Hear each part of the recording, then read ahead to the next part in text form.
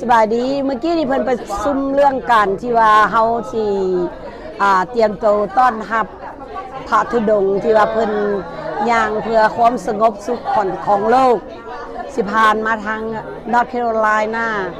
และก็สิมาผ่านทาง Greensboro High Point แล้วพวกที่นี่มีพวกเมเยอ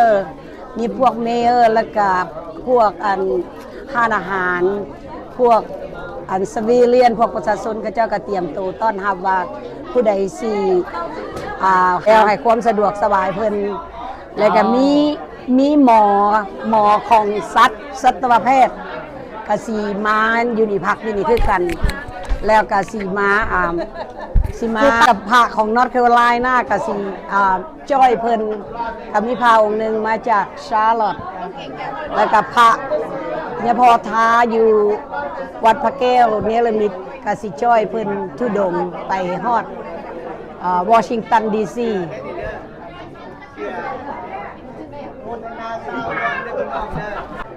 เรื่องประชุมมื้อนี้แม่นางเจเนฟเฟอร์แล้วก็มีเมเยอร์แล้วก็มีฮาน98 บิสโตซอยแล้วก็มีไทยบ้านชาวบ้าน Greensboro High Point Kernersville แล้วก็ซอสเบอรี่โอ้เสือแล้วเนี่ย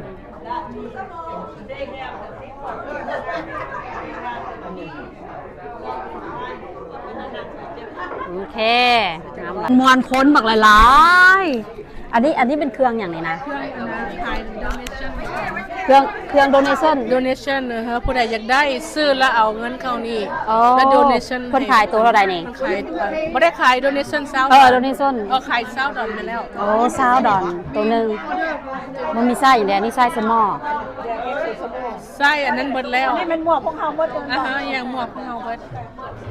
อันนี้ก็เป็นเครื่องอันนั้นเป็นบอลนี่donation อันนี้ก็เป็นเครื่อง donation มันบ่โอเคมีเกิบบูดเนาะมีบูดแดแล้วก็มีถุงเท้าให้เพิ่นนี่ดิเพิ่นสิมาวอล์กโพพีสนั่นแหละนี่สิมาฮอดไฮพอยอันนี้เป็นวัดไฮพอยเฮาเป็นจังไดมื้อนี้เพิ่นประชุมจังได๋ว่าให้ฟังแด่รอรับอาจารย์เดินทุดงว่าสิมาฮอดเฮาภายในมื้อใดขอเอิ้นอันน่ะนิมนต์ยะแม่นเพิ่นขาวเป็นผู้เว้าอันนี้โอ้สบายดีเป็นจังไดเพิ่นมาเพิ่นสิมาย่างเดินมาแถวสบายดีแถววัดบ้านเฮาแถววัดบ้านเฮาคิดว่าตามที่ว่าเว้ากับพวกคุณนี่เด้อเขาเจ้ามันแม่นประมาณวันพฤหัสเพิ่นสิมาฮอดชาร์ลอตต์แม่นชาร์ลอตต์อาจจะเป็นบอนที่ว่าโอเวอร์ไนท์แล้วเพิ่นก็สิย่างมาต่อไฮพอยต์กรีนสโบโรเฮายังบ่ได้definite decision เพราะว่าfor safety reason and they have to change the route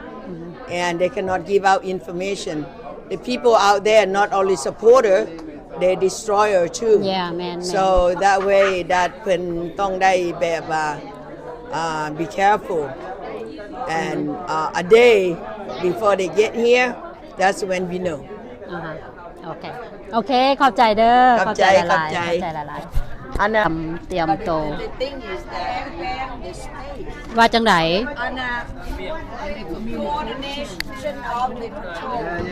นี่เด้พวกนี้ดีเด้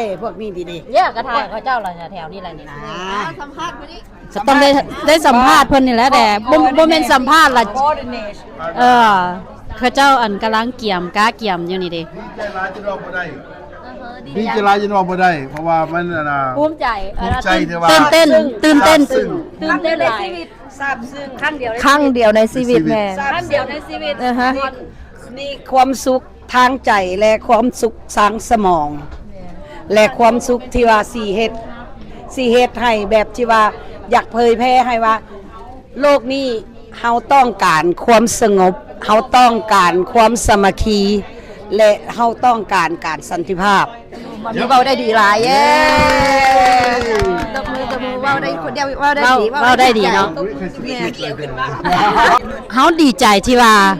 เฮามีโอกาสได้ มีในชีวิตเฮาแม่น ว่าเฮาสิได้เฮ็ดแล้วก็ได้เห็น ได้เห็น ได้แสดงให้ชาวโลกฮู้ว่าถึงจังใดโลกนี้ก็ต้องการการสันติภาพ ต้องการการความสงบ ต้องการความหักและความไว้เนื้อเชื่อใจ บรรยากาศเป็นแล้วว่าดีนะบรรยากาศสงบเลยบรรยากาศว่า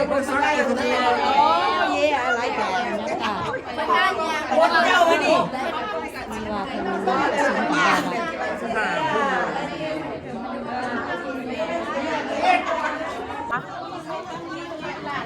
เป็นจังไรเป็นจังไรแถวแม่ครัวเป็นจังไรเป็นจังไรฮะสบายดีแล้ววะจะใส่อาหารปันสมบัติกันแล้ววะแล้วล่ะยังหลายอยู่ได้สมบัตินี่เห็นบอกเป็นยังไงทุกเจ้าซ้ำนี่แหละพอดีงามคนหลายแม่นบอกเขาจะมาเขาเห็นยุเขาเจ้าไล่ออกไซส์ทีเชิ้ตไส้ใดตั้งกันนะนุ่งเสื้อสิไปมาซุบขอซุบแล้วก็มาใจพร้อมเด้อให้ลูกคิว โอ้สีเหลืองก็งามเนาะสีเหลืองงามเปิ้นเวินเป็นอาชีพดีก่อนบ่ดีก่อนเอา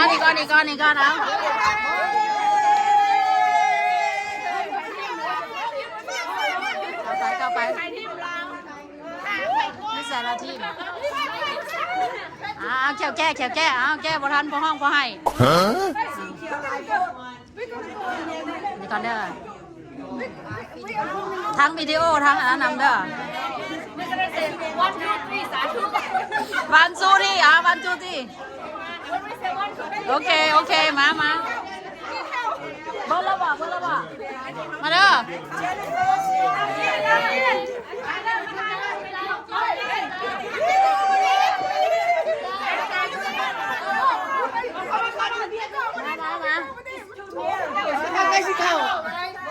สิไปอยู่บ้านกว้างๆได้กับบอลอีกไปอยู่กว้างๆนะมันบอกแค่พอหรอ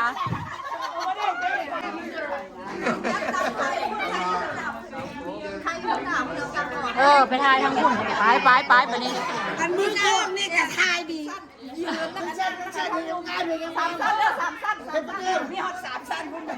3 สั้น 4 สั้นได้บ่ายเนาะ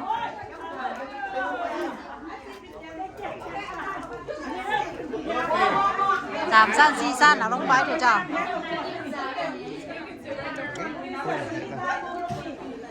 เป็นสุดท้ายหูเด้อนี่เด้อ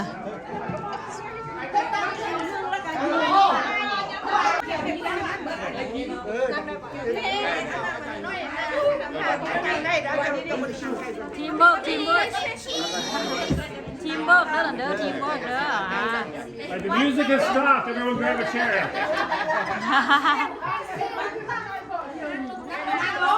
สีแดงมีคนเดียว1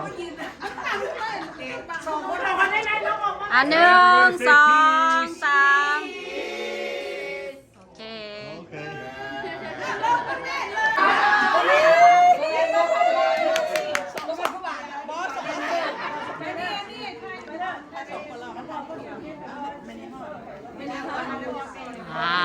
ทายมันบ่2ได้ดิโอเคก็เห็นเอารถให้เราไปเลยให้เราเห็นรถ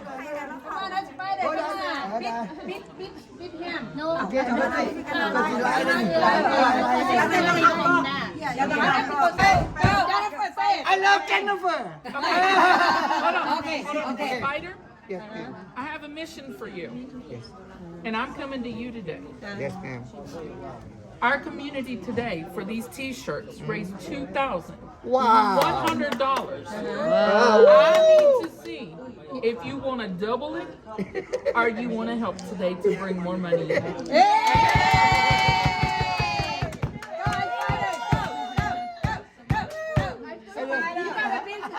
Okay. You gotta be me. No. Hey, I'm more than that, man.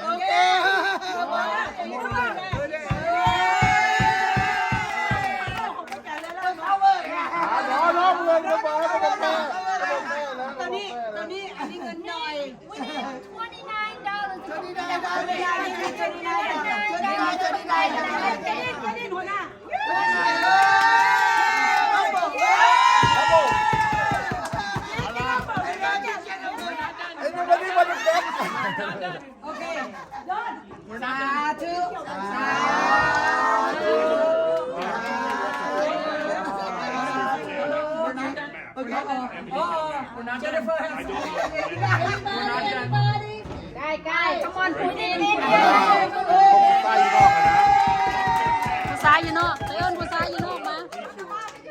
ใส่นอกเลยนะ โจ๊กพูดอะไรกันโจ๊กได้แบบนี้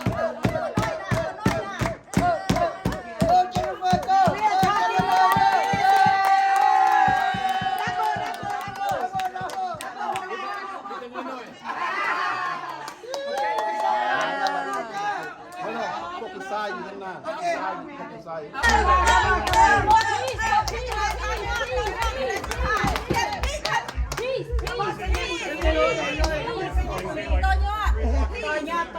เรายังงงอยู่เอาไม่ได้